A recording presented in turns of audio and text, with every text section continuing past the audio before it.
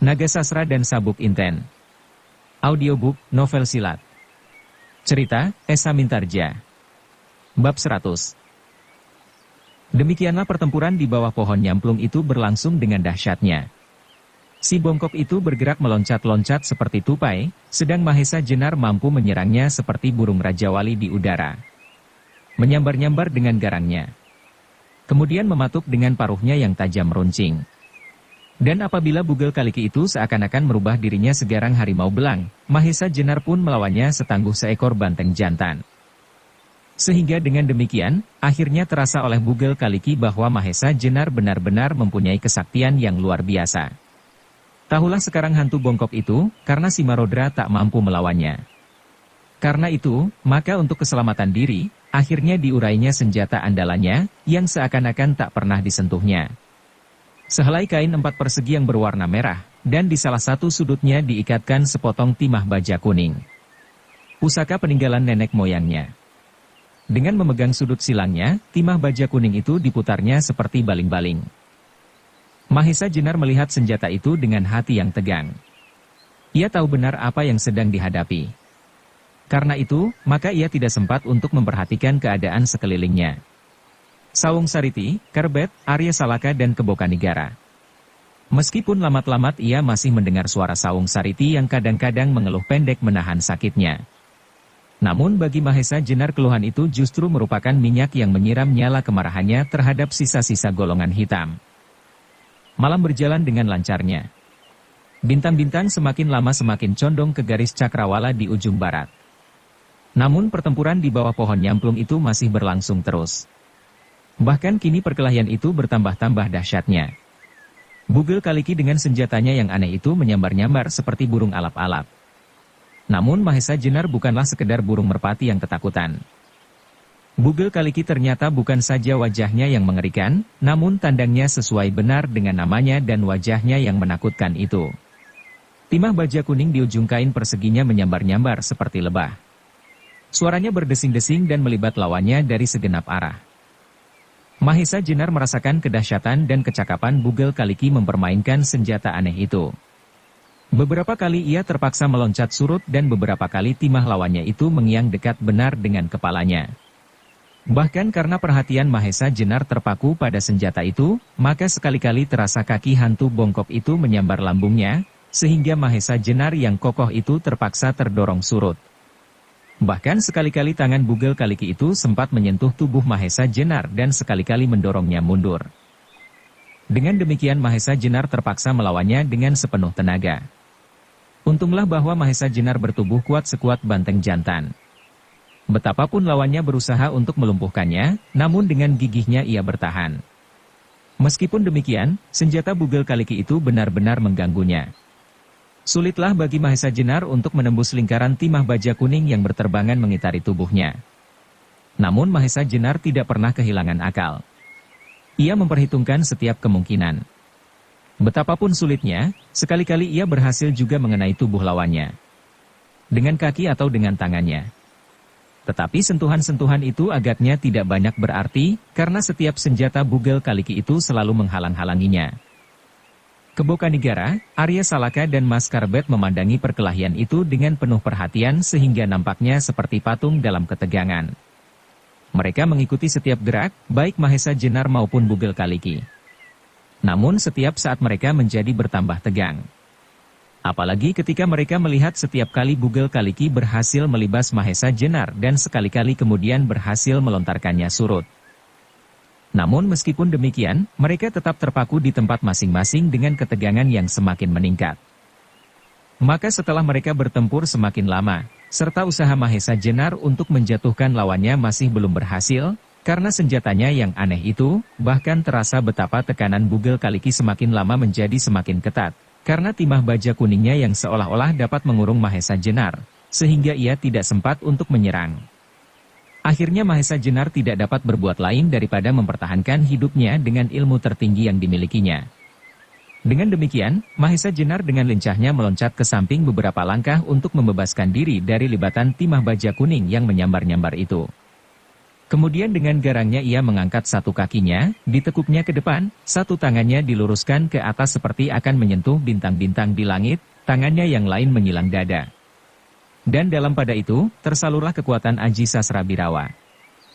Bugel Kaliki melihat tata gerak Mahesa Jenar itu.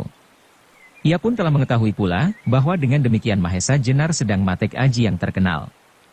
Dengan dahsyatnya ia meloncat sambil memutar senjatanya demikian kerasnya sehingga terdengar angin berdesing. Namun apa yang dilakukan Mahesa Jenar adalah terlalu cepat. Sehingga ketika serangan itu tiba, Mahesa Jenar sempat meloncat mundur sambil merendahkan dirinya. Timah baja kuning itu nyaris menyambar pelipisnya. Tetapi sesaat kemudian ia telah tegak kembali dan dengan kecepatan kilat ia meloncat maju. Tangan kanannya menyambar, dengan dahsyat menghantam tengkuk Bugel Kaliki. Bugel Kaliki masih mencoba untuk menghindar, namun ia terlambat. Sebuah hantaman yang dahsyat telah mengenainya. Terdengarlah ia berteriak nyaring kemudian melenting dan jatuh terguling di tanah. Tetapi hantu itu tidak mau menyerah pada keadaannya. Dengan tertatih-tatih ia bangkit kembali. Sekali terdengar umpatan kotor dari mulutnya serta matanya menyorot sinar kemarahan yang liar. Kemudian dengan sekuat tenaga ia melempar Mahesa Jenar dengan senjatanya. Untunglah Mahesa Jenar tetap waspada, sehingga secepat itu pula ia berhasil menghindari senjata Bugel Kaliki itu. Sekali lagi terdengar Bugel Kaliki mengumpat, kemudian jatuh kembali, terjerembab. Arya Salaka memalingkan wajahnya melihat saat-saat terakhir yang mengerikan dari hantu yang hampir membunuhnya itu. Mahesa Jenar masih berdiri tegak seperti patung. Dipandangnya tubuh Bugel Kaliki terbaring di tanah. Mati. Kemudian ditariknya nafas dalam-dalam, sedang di hatinya terpanjatlah ucapan syukur kepada Tuhan Yang Maha Esa, yang telah menyelamatkannya dari senjata Bugel Kaliki yang mengerikan, serta telah memberinya kekuatan, bahkan membinasakan hantu yang menakutkan itu. Bersyukurlah bahwa ia telah berhasil melakukan pengabdian sekali lagi atas kemanusiaan dalam pancaran cinta kasih yang abadi. Tidak saja Mahesa Jenar, namun Kebokanigara, Arya Salaka dan Karang Tunggal pun menarik nafas pula. Seakan-akan sesuatu yang menekan dadanya telah dapat dipunahkan. Bahkan tiba-tiba terdengar Sawung Sariti berkata perlahan-lahan ketika ia mendengar teriakan ngeri, "Paman, apakah yang terjadi?" Kebokanigara memandang wajah anak itu. Tampaklah kadang-kadang mulutnya menyeringai menahan sakit. Maka jawabnya, "Sawung Sariti, bersyukurlah kau, karena pamanmu Mahesa Jenar telah mengakhiri pertempuran."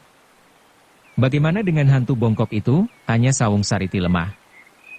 "Ia sudah binasa," sahut Kebokanigara. "Tuhan Maha Besar," desisnya.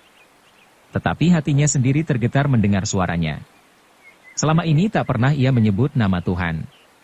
Apalagi kebesarannya. Tiba-tiba saja kata-kata itu terluncur begitu saja dari mulutnya. Namun setelah itu terasa betapa dekatnya ia dengan Tuhan. Maka timbullah keinginannya untuk sekali lagi menyebut nama itu, nama yang selama ini terlupakan olehnya. Maka katanya, "Tuhan Maha Besar." "Ya, Tuhan Maha Besar." Mahesa Jenar menoleh mendengar suara Sawung Sariti itu. Perlahan-lahan ia mendekatinya dan berjongkok di sampingnya. Perlahan-lahan ia berkata, "Tenangkan hatimu, Sawung Sariti." "Terima kasih, Paman," jawabnya lirih. "Hatiku telah puas. Hantu itu telah binasa." Tampaklah senyum mengambang di bibir Sawung Sariti. Meskipun demikian nafasnya terdengar semakin cepat mengalir dari lubang hidung dan mulutnya, sedang dari mulut itu masih menetes darah yang merah. "Mahesa Jenar," kata Kebokanigara kemudian, "apakah tidak sebaiknya Sawung Sariti segera mendapat pengobatan?" Sawung Sariti menggeleng lemah, katanya, "Obat yang paling baik, telah aku dapatkan, Paman." "Apakah itu?" tanya Kebokanigara. Sawung Sariti tersenyum. Senyum yang sayu. Jawabnya, "Di manakah Kakang Arya Salaka?" Arya Salaka ternyata sudah berjongkok di belakang Mahesa Jenar, berdua dengan Karang Tunggal. "Mendekatlah Arya," kata Mahesa Jenar. "Kakang," Sawung Sariti tidak meneruskan kata-kata, namun matanya telah memancarkan segenap perasaan yang tersimpan di dadanya. "Tenangkan hatimu Adi," pinta Arya Salaka mengulangi kata-kata Kebokanigara.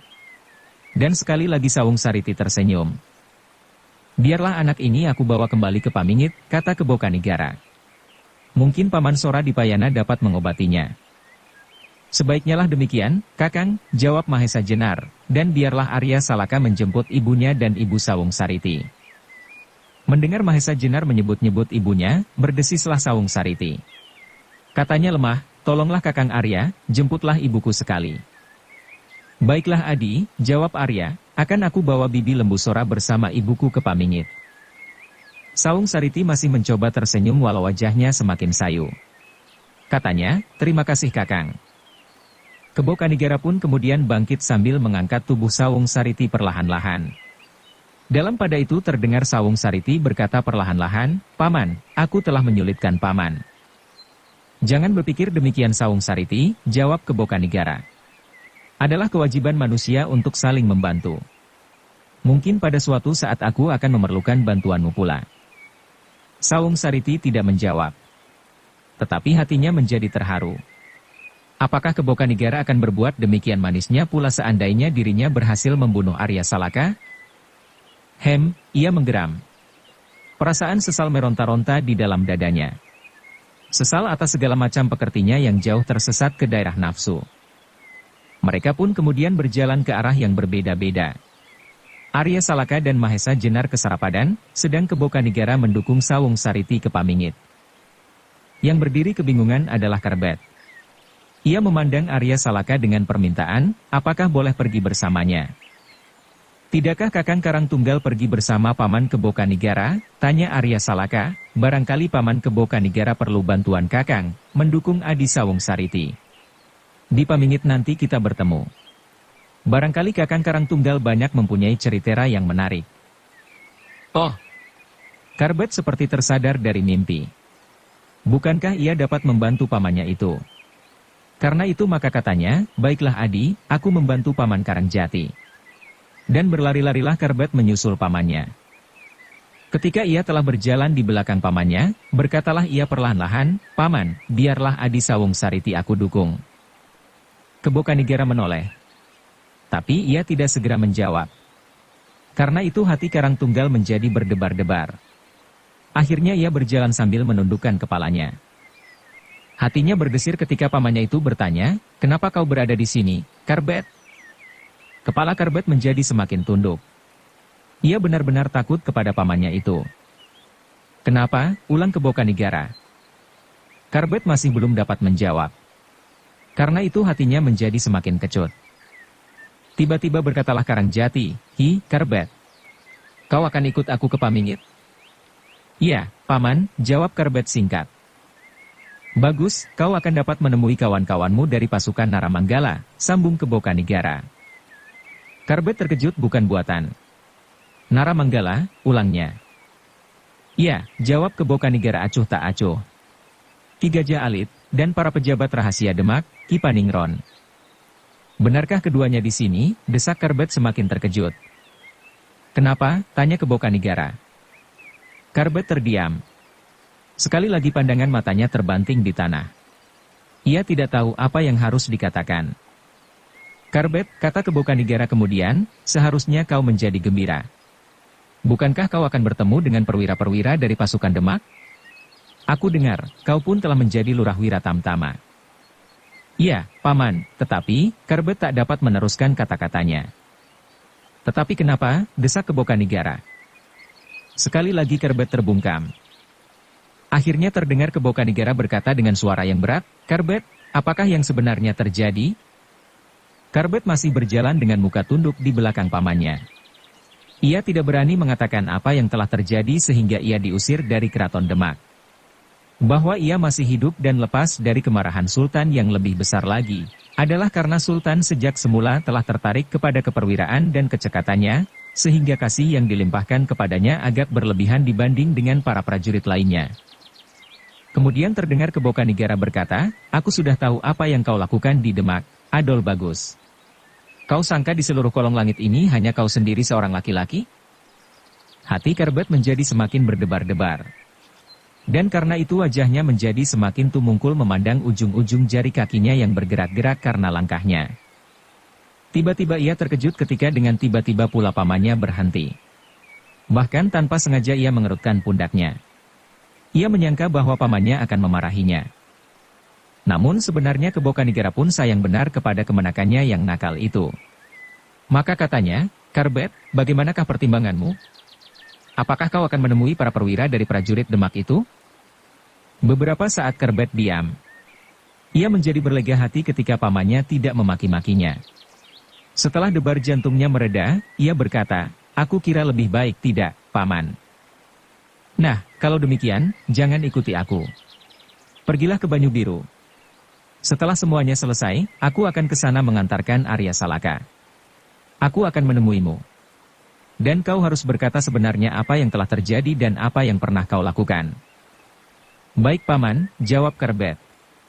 Aku sekarang berada di rumah Ki Buyut atau yang dikenal Ki Lemah Telasi. Nah, pergilah.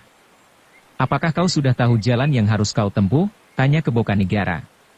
Sebenarnya ia tahu bahwa hampir seluruh jalan di sekitar pegunungan Merapi, Merbabu, Slamet, Ungaran, Muria, Sindara, Sumbing, Lau, Kelut, Kawi sampai di daerah barat dan timur telah dilintasinya. Karbet pun kemudian mengambil jalan lain untuk langsung pergi ke Banyu Biru. Daerah yang tidak terlalu dekat. Namun berjalan kaki bagi Karbet adalah pekerjaannya sehari-hari. Kebo Kanigara berhenti sejenak melihat langkah kemenakannya itu. Karbet benar-benar memiliki tubuh idaman bagi setiap laki-laki. Apalagi bagi mereka yang mesuraga, olah keprawiraan. Badannya tegap, berdada bidang. Tangan-tangan serta kaki-kakinya kokoh kuat seperti baja. Sedang geraknya lincah cekatan seperti burung sikatan.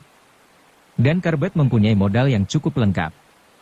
Selain tubuhnya yang serasi, ia pun memiliki wajah yang tampan. Tetapi wajahnya yang tampan itulah yang menyebabkan ia diusir dari Demak. Kebo Kanigara tidak yakin bahwa kemenakannya itu benar-benar membunuh orang Demak. Cara Paninggon menceritakannya telah menimbulkan kecurigaan. Senyum-senyum yang aneh. Dan ia telah memaklumi maksudnya. Pada saat itu bintang-bintang di langit telah bergeser jauh dari tempat semula. Lamat-lamat terdengar ayam jantan berkokok bersahutan. Dalam keheningan malam itu terdengar Sawung Sariti berbisik, kenapa Kakang Karbet paman perintahkan ke Banyu Biru?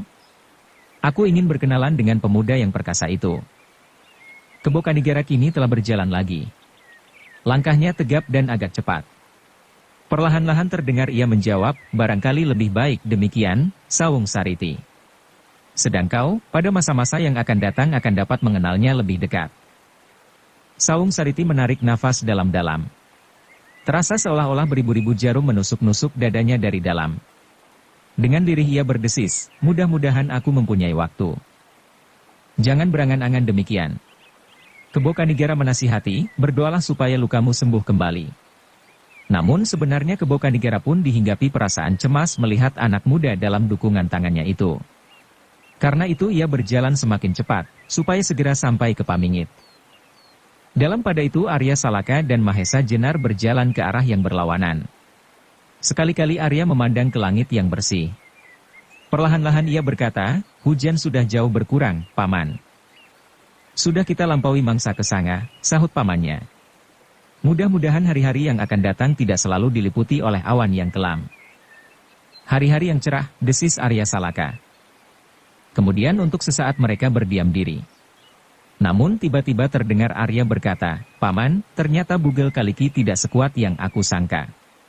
Bukankah ia termasuk tokoh yang sejajar dengan Simarodra dan sebagainya? Tentu, jawab Mahesa Jenar. Tetapi pengaruh keadaan telah menyebabkan ia kehilangan pengamatan. Ia benar-benar telah putus asa. Hilangnya beberapa orang sahabatnya menjadikan Bugel Kaliki berhati kecil. Apalagi kali ini ia melihat kehadiranku dan Kakang Kebo Kanigara bersama-sama. Sedang sebelum itu pun ia sudah harus bekerja berat. Bukankah kau dan Karbet telah melawannya dengan gigih?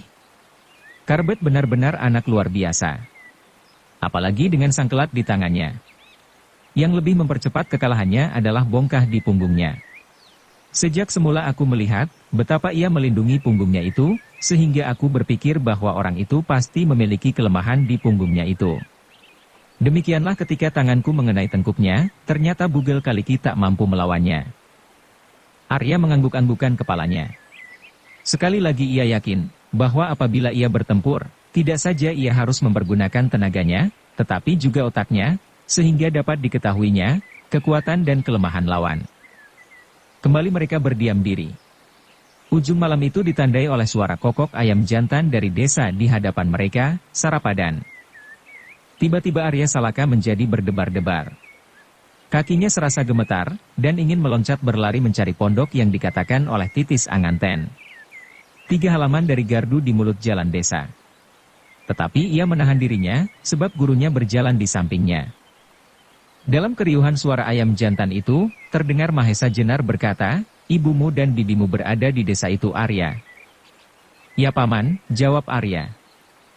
"Adakah kau tadi pergi bersama Sawung Sariti?" bertanya Mahesa Jenar kemudian. Arya menjadi ragu-ragu. Namun ia menjawab pula, "Ya Paman." "Apakah yang terjadi?" berkata Mahesa Jenar pula. "Kami bertemu dengan Bugel Kaliki." "Untunglah Kakang Kerbet tiba-tiba saja berada di tempat itu pula," jawab Arya bimbang. "Sebelum itu apakah yang terjadi?" desak Mahesa Jenar. Kembali Arya menjadi ragu-ragu. Ia tidak segera menjawab.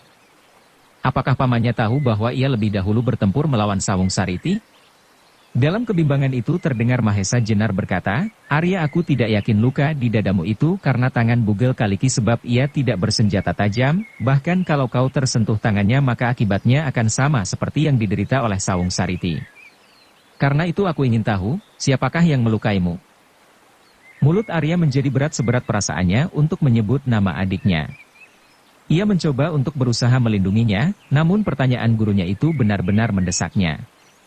Karena itu, betapapun beratnya ia terpaksa berkata, "Sawung Sariti, Paman. Aku sudah menduga," desis Mahesa Jenar. "Dan kau pun telah melukai pundaknya." "Ya, Paman," Arya tidak dapat mengelak lagi. "Lukamu tidak berbahaya, tetapi apakah kau melukai Sawung Sariti dengan Kiai Suluh?" "Tidak Paman, aku melukainya dengan pedang yang diberikan oleh Karang Tunggal." "Karang Tunggal sudah ada pada waktu itu?" tanya Mahesa Jenar. "Sudah Paman," sahut Arya, kemudian diceritakannya apa yang diketahuinya. Sejak ia pergi bersama Sawung Sariti sehingga melihat Karbet bertempur melawan Sawung Sariti di bawah pohon nyamplung dari Karbet, ia mendengar bahwa agaknya Sawung Sariti telah menunggunya di situ. Mahesa Jenar mengangguk-angguk namun yang meloncat dari mulutnya adalah, "Itulah gardu di mulut lorong." Kembali dada Arya berdebar cepat sekali. Beberapa langkah lagi ia akan sampai ke tempat ibunya menyembunyikan diri. Namun ia masih mendengar gurunya bergumam, "Untunglah kau tidak menyentuh adikmu dengan Kiai Suluh. Sebab dengan demikian setiap orang, juga pamanmu Lembu Sora, Eyangmu Sora Dipayana akan melihat kesaktian pusaka itu. Dan kaulah pembunuh yang sebenarnya dari adik sepupunya." Arya menundukkan wajahnya. Ya untunglah yang demikian tidak terjadi. Sesaat kemudian Arya berhenti di samping gardu di mulut lorong desa Sarapadan itu. Dan terdengarlah ia bergumam, "Kita membelok ke kiri Paman, 3 halaman dari gardu ini." Mahesa Jenar tidak menjawab. Ia mengikuti saja Arya yang melangkah perlahan menyusuri lorong itu sambil menghitung halaman di kanan jalan. Namun halaman di desa kecil itu ternyata cukup luas. Ketika Arya Salaka dan Mahesa Jenar telah melampaui halaman yang ketiga, di dadanya serasa telah menggetarkan seluruh tubuhnya. Sesaat ia menjadi ragu-ragu. Halaman ketiga ini dipagari oleh dinding batu yang sebagian telah rusak. Regolnya runtuh dan rumah yang berdiri di halaman itu pun sudah tidak tegak lagi. Sebuah gubuk bambu beratap ilalang. "Di sinikah ibu beserta bibi itu?" desis Arya Salaka ragu-ragu. "Ya," sahut Mahesa Jenar, "pasti." Tetapi, kata-kata Arya tertutup. "Yangmu Titis Anganten telah mencoba mempergunakan perhitungan sebaik-baiknya. Kau pasti menduga bahwa ibu dan bibimu berada di rumah yang paling baik di desa ini?" Arya mengangguk. "Orang lain pun akan menduga demikian. Karena itulah maka ibu dan bibimu berhasil bersembunyi," sahut Mahesa Jenar. "Oh," Arya menarik napas. Ia menyadari kebodohannya. Kemudian dengan dada berdebar-debar ia melangkahi bongkah kayu yang berserak-serak di samping regol halaman itu. Ia terhenti ketika ia sudah di muka pintu. "Ketuklah," desis Mahesa Jenar. Perlahan-lahan Arya mengetuk pintu rumah itu. Dan dari dalam rumah itu terdengar sapa perlahan, suara laki-laki tua. "Siapa?" "Aku kakek," sahut Arya Salaka. "Aku siapa?" orang itu menegaskan. Arya telah menerima pesan dari Titis Anganten bagaimana ia harus menjawab pertanyaan-pertanyaan yang diajukan kepadanya, supaya orang di rumah itu percaya bahwa kedatangannya sudah persetujuan Titis Anganten. Orang yang menitipkan 2 orang pengungsi kepadanya. "Aku Kek, burung elang dari lereng bukit," sahut Arya. Mendengar jawaban itu Mahesa Jenar menggamit tangannya, tetapi ketika Arya Salaka menganggukkan kepalanya, tahulah Mahesa Jenar maksud jawaban itu. Kemudian terdengarlah langkah perlahan menuju ke pintu. Dan sesaat kemudian terdengarlah derak pintu lereng itu terbuka. Seorang lelaki tua berdiri terbongkok-bongkok di muka pintu sambil berusaha mengamati tamunya. "Masuklah," orang tua itu mempersilahkan. "Terima kasih Kek, tetapi adakah sepasang pohon regu itu masih di sini?" bertanya Arya Salaka seperti pesan Titis Anganten. Orang tua itu yakin sudah bahwa kedua orang yang berdiri di muka rumahnya itu adalah orang-orang setidak-tidaknya suruhan orang yang menitipkan kedua pengungsi kepadanya. Karena itu ia menjawab, ya, aku telah menjaganya dengan baik." Arya Salaka dan Mahesa Jenar melangkah masuk.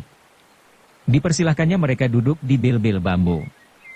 Berderak-deraklah suaranya ketika 2 sosok tubuh yang gagah itu memberati bel-bel.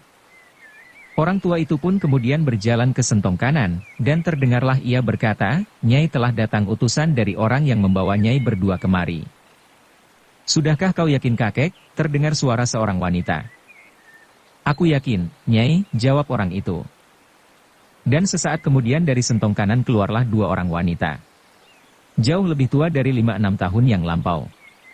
Wajahnya pucat dan kekurus-kurusan. Karena itu tanpa sadar Arya menoleh dan cepat berdiri. Mahesa Jenar pun berdiri pula. Ia melihat betapa muridnya menjadi gemetar. "Siapakah kau?" bertanya salah seorang daripadanya. Mulut Arya terbungkam. Ibunya itu ternyata sudah tidak mengenalinya. Yang menjawab kemudian adalah Mahesa Jenar. "Adakah Nyai lupa kepadaku?" Orang itu mengerutkan keningnya. Akhirnya wajahnya cerah dan dengan ragu-ragu ia berkata, "Adi Mahesa Jenar." "Iya, aku Mahesa Jenar," jawab Mahesa Jenar. "Oh," terdengar ia berdesis dan wajahnya menjadi semakin cerah.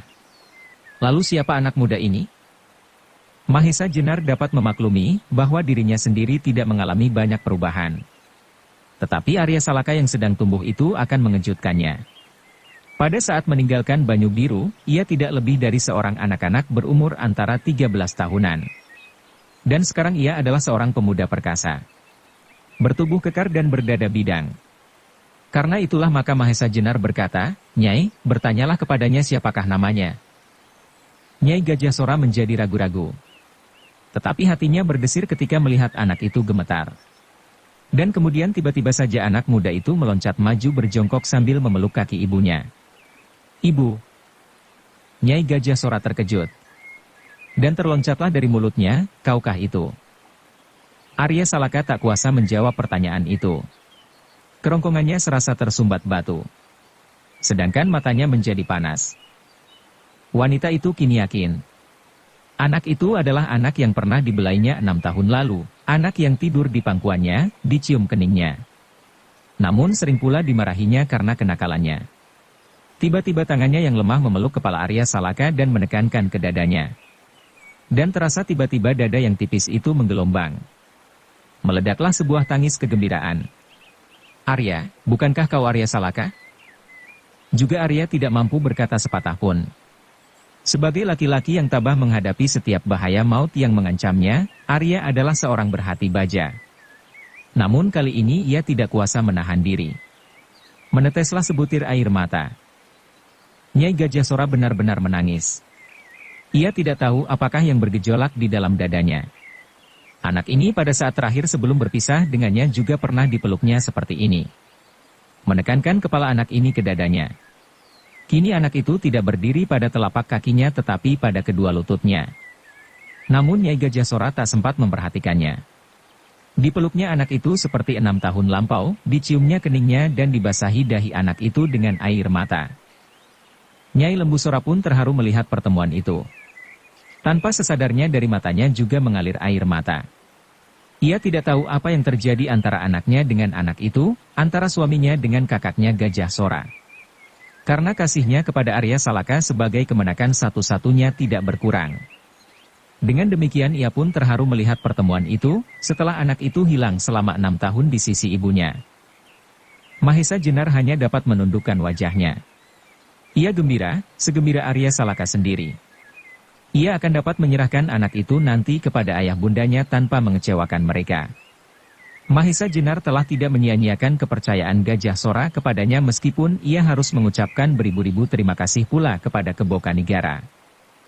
Tiba-tiba terdengarlah suara Nyai Gajah Sora terputus-putus karena isaknya, "Kemana kau selama ini Arya? Ayahmu tak kunjung kembali dan kau meninggalkan aku seorang diri dalam sepi dan duka." Arya ingin menjawab. Ingin bercerita bahwa ia sama sekali tidak bermaksud meninggalkan ibunya.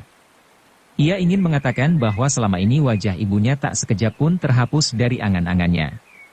Tetapi yang menyumbat kerongkongannya serasa menjadi semakin besar pula. Karena itu ia hanya dapat menelan ludahnya beberapa kali. Dan kemudian ibunya menarik anak itu berdiri. Ketika Arya berdiri, terkejutlah Nyai Gajah Sora. Katanya, "Oh, kau sudah besar, kau benar-benar menjadi bayangan ayahmu, seperti belahannya dalam cermin." Mahesa Jenar berdesir mendengar kata-kata itu. Meskipun suaminya telah pergi selama 6 tahun, namun setiap ungkapan kantanya menyatakan bahwa kesetiaannya tidak berkurang. Dan dalam suasana yang demikian itulah Mahesa Jenar teringat akan dirinya. Apabila kelak ada sesuatu dengan dirinya, adakah seseorang yang akan menantinya? Atau mencemaskannya? Dan tiba-tiba pula teringatlah ia kepada Rara Wilis, seorang gadis yang setia menanti, meskipun umurnya selalu menghantuinya. Hari demi hari. Tiba-tiba Mahesa Jenar tersenyum. Ia menjadi malu kepada dirinya sendiri. Dengan sudut matanya disambarnya setiap wajah yang ada di ruangan itu. Kalau ada di antara mereka yang melihat perubahan wajahnya. Ia menarik napas dalam-dalam. Sedang hatinya berkata, jangan berangan-angan seperti pemuda meningkat dewasa. Nyai Gajah Sora dan Nyai Lembu Sora pun segera berkemas-kemas pula. Mereka ingin segera kembali ke Pamingit. Meskipun Arya belum mengatakan tentang kehadiran ayahnya dan tentang keadaan adik sepupunya. Ketika mereka sudah selesai berkemas, maka kedua perempuan itu segera minta diri kepada penghuni rumah yang sudah lanjut usia sambil mengucapkan diperbanyak terima kasih atas perlindungan yang diberikan. Sahut kakek tua itu. Sudah menjadi kewajiban setiap warga untuk melindungi Nyai Ageng berdua. Sedang yang aku lakukan sekedar menerima Nyai berdua dan memberikan sekedar tempat untuk beristirahat. Aku tidak akan melupakan kau, Kek, sahut Arya Salaka.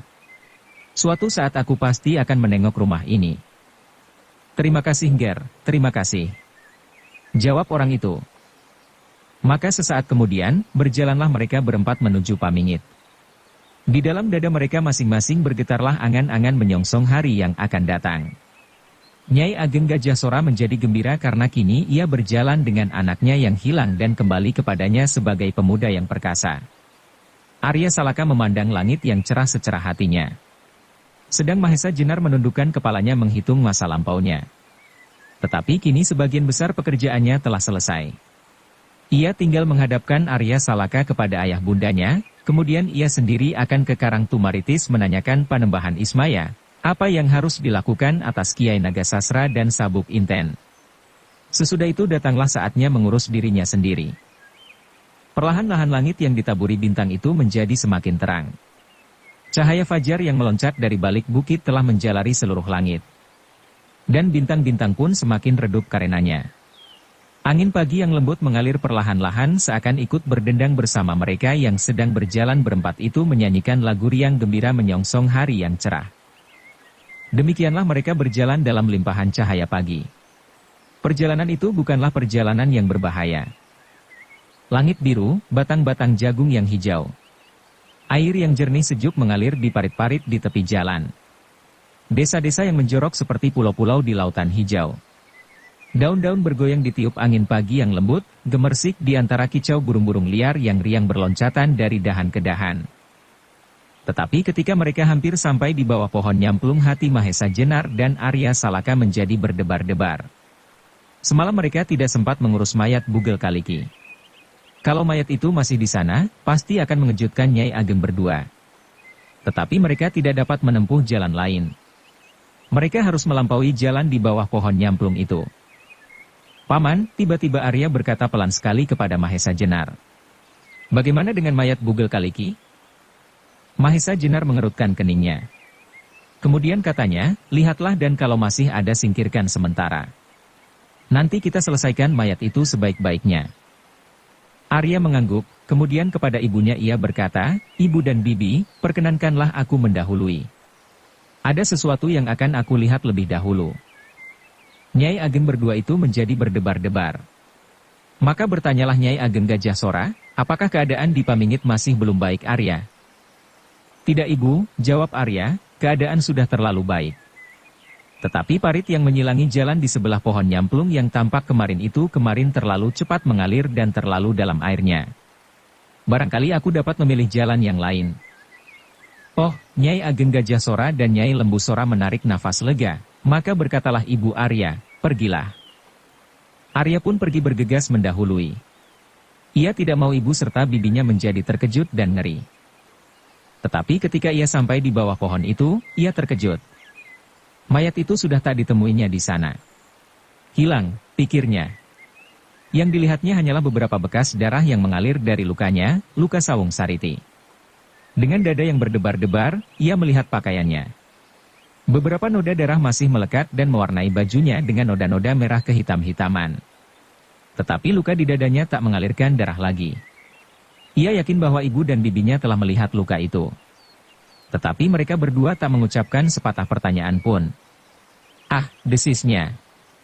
Adalah hal yang lumrah bahwa dalam daerah pertempuran seseorang mengalami luka di tubuhnya. Ketika ia menengok ke belakang, dilihatnya ibunya, bibinya serta Mahesa Jenar sudah berjalan semakin dekat. Cepat-cepat ia berusaha menghapus bekas-bekas darah yang mewarnai tanah di bawah pohon nyamplung itu. Namun sebuah pertanyaan melingkar-lingkar di kepalanya, di manakah mayat Bugel Kaliki? Apakah ia masih belum benar-benar mati dan kemudian bangkit kembali? Tetapi Arya Salaka tidak sempat berpikir terlalu panjang. Ia terpaksa berpura-pura berjalan ke parit yang menyilang jalan di sebelah pohon nyamplung. Ia tersenyum sendiri ketika ia melihat aliran airnya yang bening kemercik di antara batu-batu kecil yang berserak-serakan di atas pasir. Aliran air di parit itu masih seperti kemarin. Tidak lebih dari setinggi betis. Gumam Arya, tidak mungkin parit sebesar ini menjadi berarus deras dan dalam. Ibu serta bibinya itu pun menjadi semakin dekat. Dari jauh mereka melihat Arya Salaka membungkuk-bungkuk kemudian duduk di tanggul parit di bawah pohon nyamplung. Tetapi mereka tidak tahu apakah yang sudah dikerjakan oleh anak itu. Ketika itu Arya sedang memungut sebatang pedang yang dipergunakan melawan Sawung Sariti, serta sebatang pedang Sawung Sariti sendiri, yang kemudian keduanya dipergunakan oleh Sawung Sariti untuk melawan Bugel Kaliki. Nyai Ageng Gajah Sora beberapa kali memandang langit yang biru bersih. Di Sarapadan, kemarin setetes pun tak turun hujan. Kalau demikian maka di bagian timur pasti hujan lebat kalau parit itu benar-benar banjir. Ketika mereka sampai di tepi parit itu, maka Nyai Ageng Gajah Sora pun menjadi heran. Parit itu tidak lebih dari sebetis dalamnya. Sudah tidak banjir lagi, Arya, ia bertanya. Tidak ibu, jawab Arya. Tampaklah beberapa pertanyaan masih tersimpan di dalam wajah ibunya, namun tak satu pun yang terkatakan. Ketika mereka sudah melampaui parit itu dan berjalan menyusur jalan kecil, maka berbisiklah Mahesa Jenar, bagaimana dengan mayat itu? Hilang, bisik Arya singkat. Mahesa Jenar mengerutkan keningnya. Hilang, ia mengulang. Iya, hilang, jawab Arya.